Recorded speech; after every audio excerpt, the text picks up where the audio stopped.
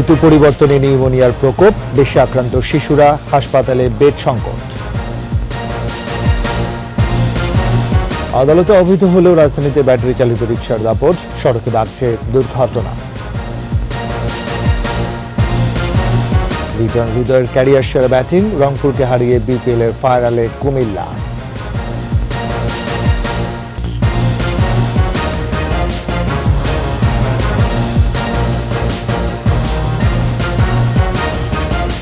শুনছিলেন first security ইসলামী bank PLC সংবাদ শিরোনাম। আমন্ত্রণ জানাচ্ছি সকাল ৯টার ২১ সংবাদে, সাথে আছে আমি রাজীব জামান। আর দর্শক, ২১ টেলিভিশনের সংবাদ একই সাথে সরাসরি দেখতে পাবেন আমাদের ফেসবুক পেজ www.facebook.com/2124 অনলাইনে। এছাড়াও সংবাদে আরও থাকছে, সরকারি তহবিল থাকলেও সিনেমা হল তৈরিতে অনীহা মালিকদের, চান ভারতীয় চলচ্চিত্র, নারাজ প্রযোজকরা।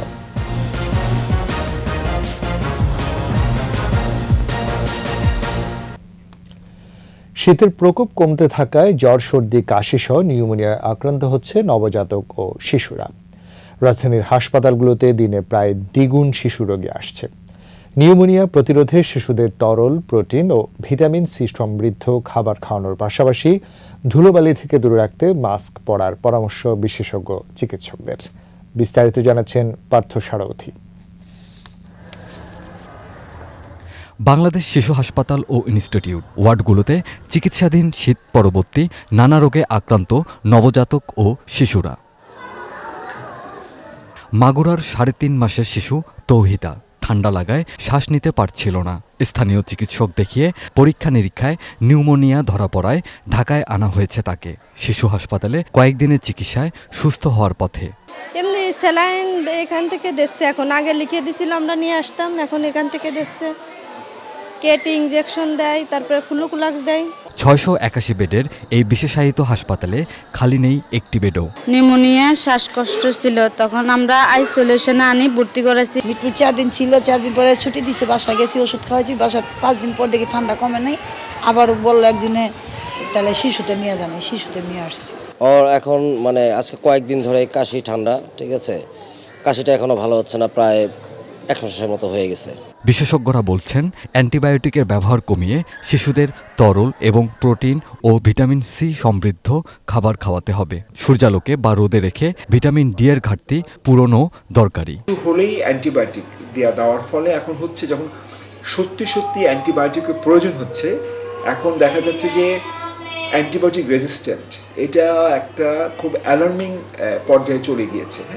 এখন যখন সত্যি নিউমোনিয়া, যেটা বললেন নিউমোনিয়া, তখন দেখা গেল যে অনেক খুব শক্তিশালী অ্যান্টিবায়োটিকটা, ফার্স্ট জেনারেশন তো বাদই দিলাম, সেকেন্ড জেনারেশন, থার্ড জেনারেশন অ্যান্টিবায়োটিকও কাজ করছে না।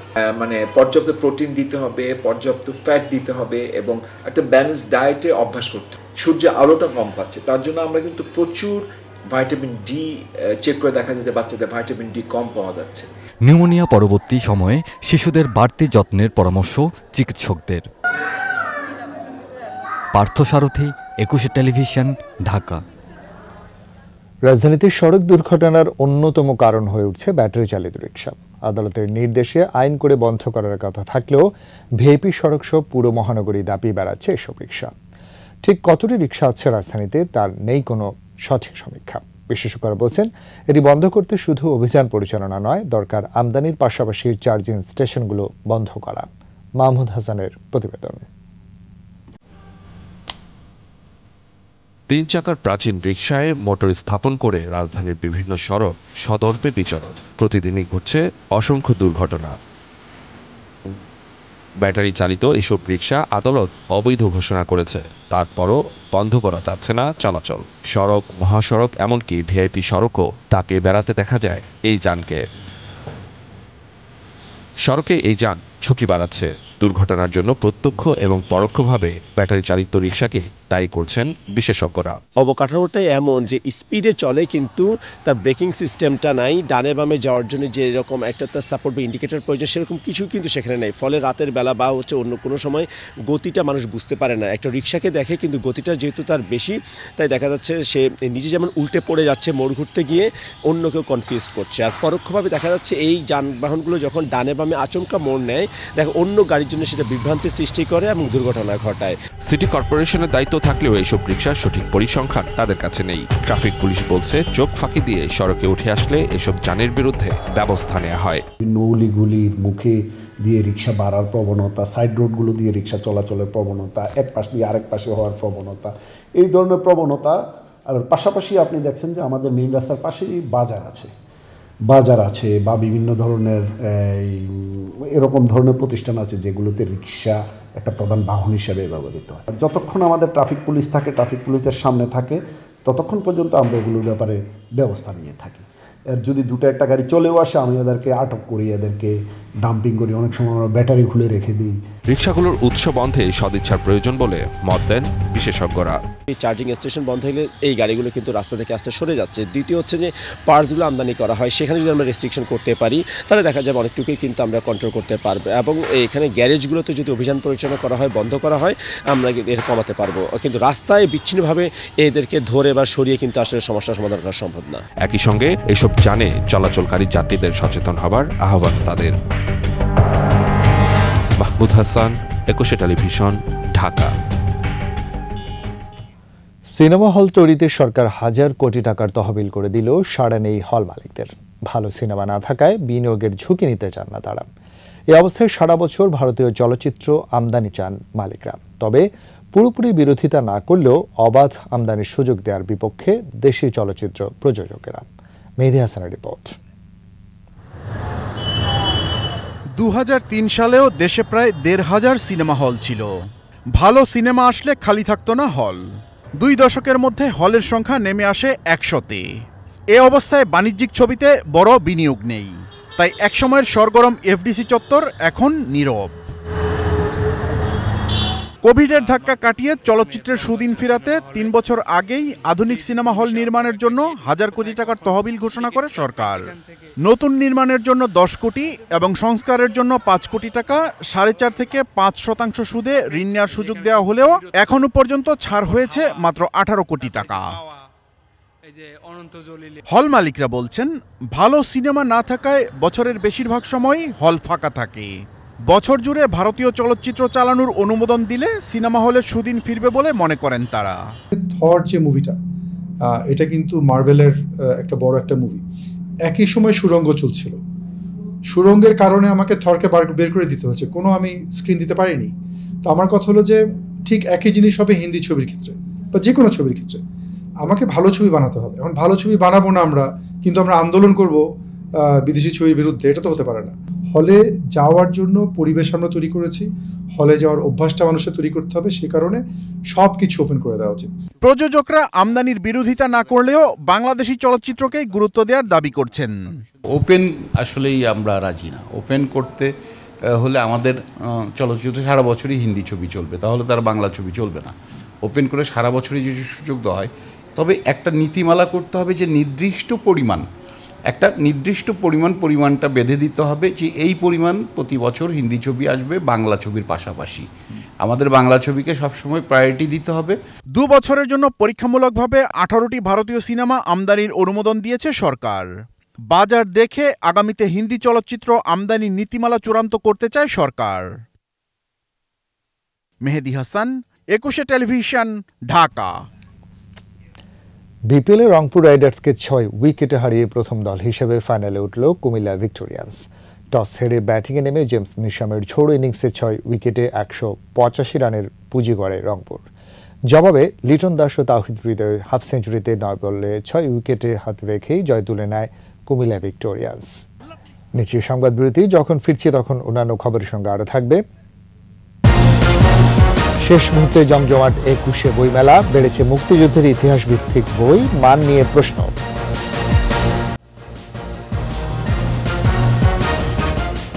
আবার আমন্ত্রণ সকাল 9টার 21শে সংবাদে।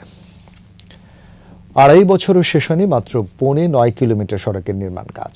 রাজবাড়ীর গোয়ালন্দ উপজেলার সড়কটি নির্মাণ 1 বছরের মধ্যে শেষ হওয়ার কথা থাকলেও ঠিকাদারের অবহেলায় কাজ চলছে ঢিমে তালে। কাজ ফেলে রাখায় ধুলোবালিতে দূষণ বাড়ছে। রাজবাড়ীর প্রতিনিধি জাহাঙ্গীর হোসেনের রিপোর্ট, জানাচ্ছেন রত্না জামান। সড়কটির উন্নয়ন ও সম্প্রসারণ কাজ চলছে 2.5 বছর ধরে।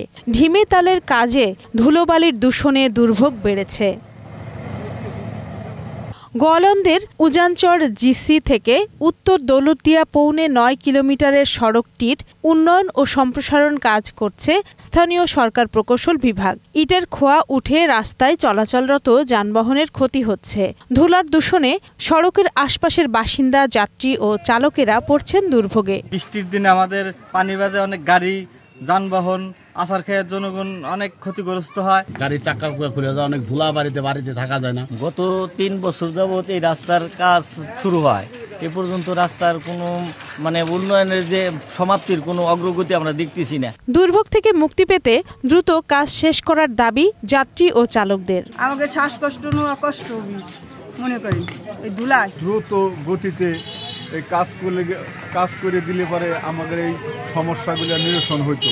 ঠিকাদারি প্রতিষ্ঠানকে কাজ শেষ করতে তাগিদ দেওয়া হয়েছে বলে জানান উপজেলা প্রকৌশলী। ঠিকাদার কার্পেটিং এর জন্য প্রিপারেশন নিতে একটু সময় লাগতেছে, এই জন্য কাজটা একটু দেরি হচ্ছে।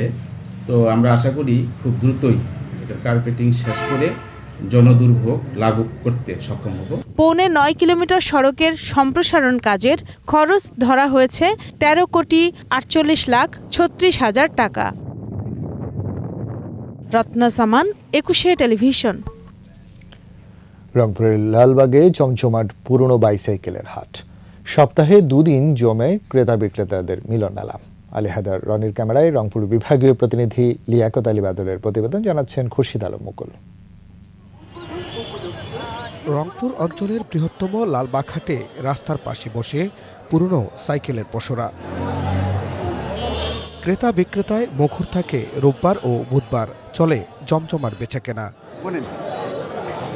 জেলার বিভিন্ন প্রান্ত থেকে পুরনো সাইকেল নিয়ে আসেন ব্যবসায়ী বিক্রেতারা।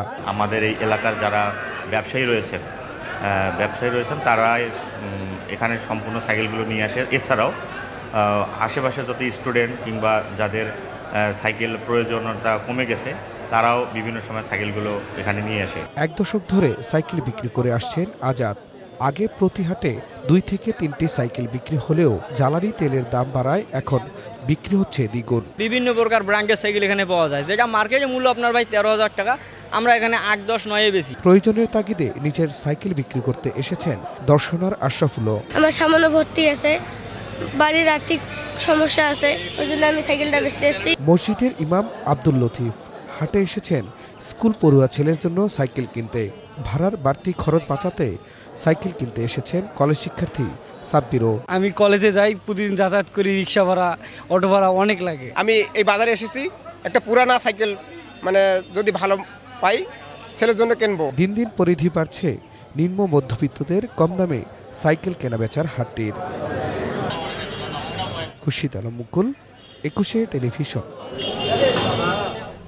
এবার বিএসবি ক্যাম্ব্রিয়ান বইমেলা প্রতিদিন।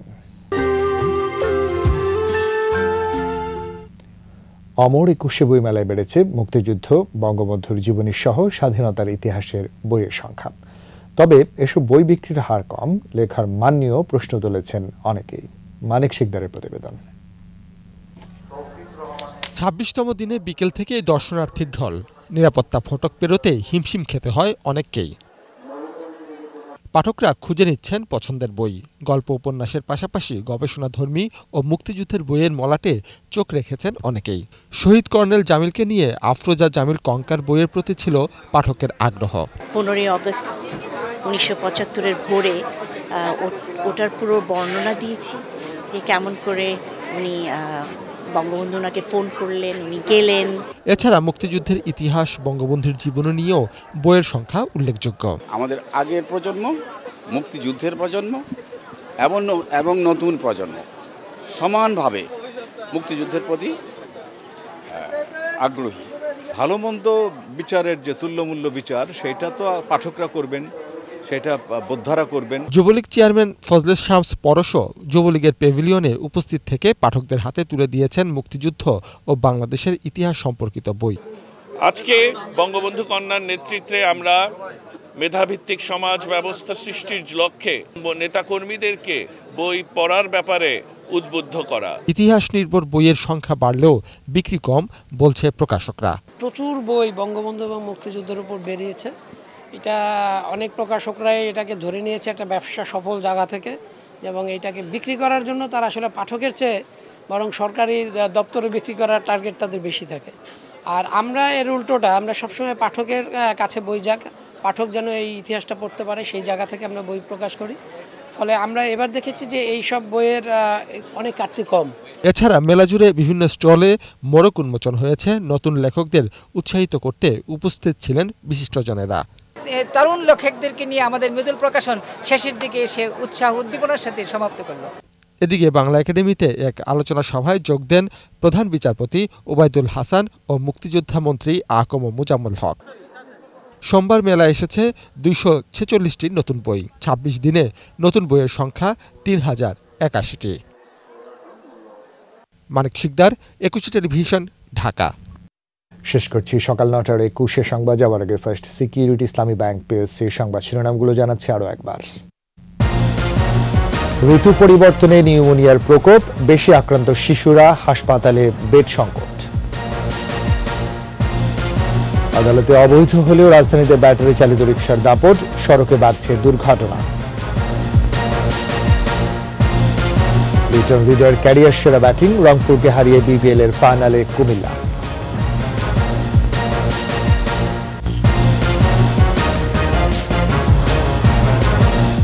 সবশেষ খবর জানতে ডায়াল করুন 202 নম্বর আর ভিজিট করুন 21tv.com এর ওয়েবসাইটে। এছাড়া ফেসবুকে ভিজিট করতে পারেন facebook.com/2124 অনলাইনে। এতক্ষণ সাথে থাকার জন্য ধন্যবাদ। পরবর্তী সংবাদ বেলা 12টায় দেখার আমন্ত্রণ রইল। 21-এর সাথেই থাকুন।